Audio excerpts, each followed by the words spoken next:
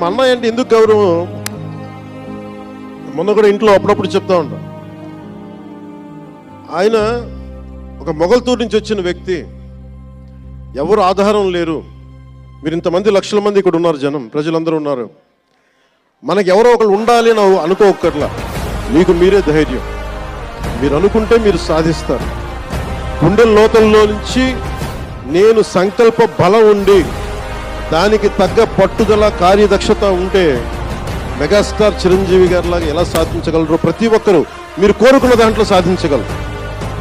అంటే ఆయన ఒక్కడు పెరిగి మా అందరికీ ఆశ్రయం ఇచ్చాడు, ఊతం ఇచ్చాడు.